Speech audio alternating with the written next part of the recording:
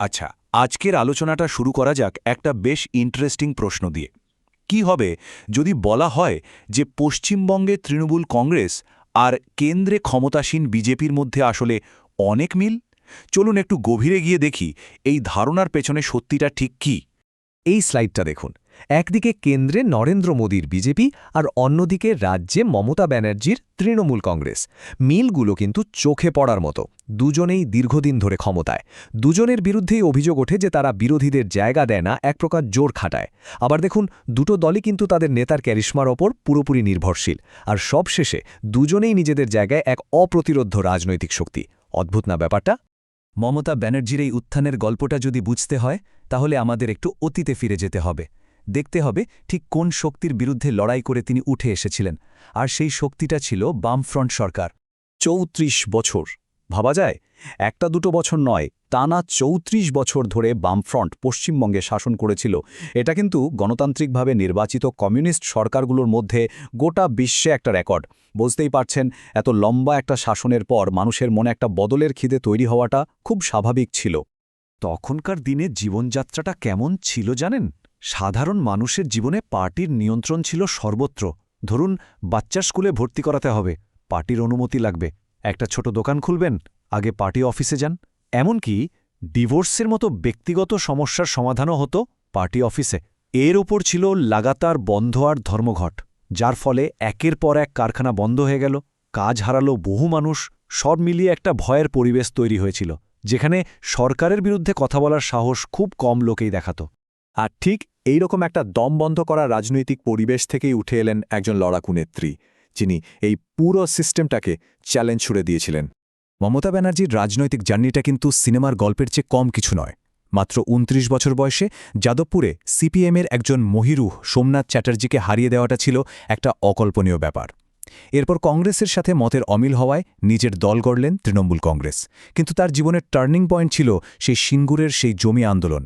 টাটাদের বিরুদ্ধে তার সেই ২৫ দিনের অনশন তাকে একেবারে মাটির নেত্রী হিসেবে প্রতিষ্ঠা করে দেয়। আর ২০১১ সালে ক্ষমতায় আসার রাস্তাটা পুরোপুরি পরিষ্কার হয়ে যায়। বিরোধী নেত্রী হিসেবে তিনি কতটা আক্রমণাত্মক ছিলেন, এই একটা কথাই তার প্রমাণ। তিনি কখনোই প্রতিপক্ষকে ১ ইঞ্চিও জমি ছাড়তে রাজি ছিলেন না। তার এই আপসীন মনোভাবই তাকে মানুষের কাছে জনপ্রিয় করে তুলেছিল।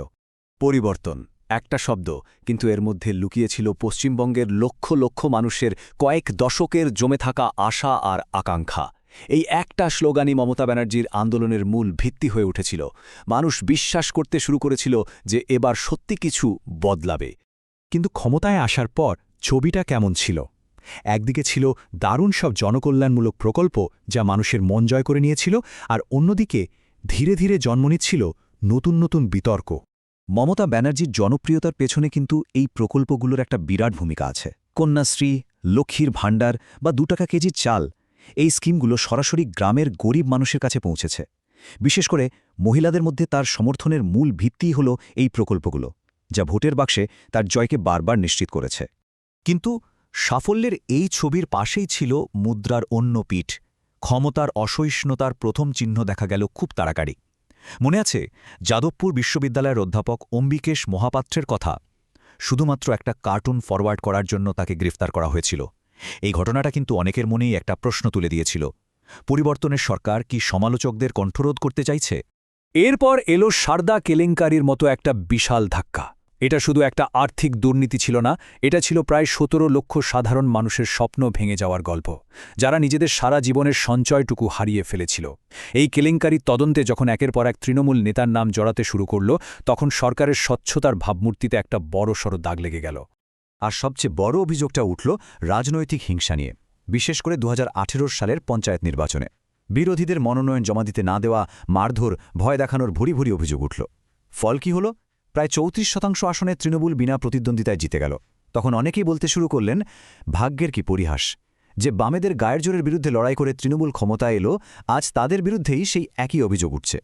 মমতা ব্যানার্জি যখন বাংলায় নিজের ক্ষমতাকে একেবারেই পোক্ত করে ফেলেছেন, ঠিক সেই সময়েই প্রায় নিঃশব্দে বাংলায় একটা নতুন রাজনৈতিক শক্তির উত্থান ঘটছিল।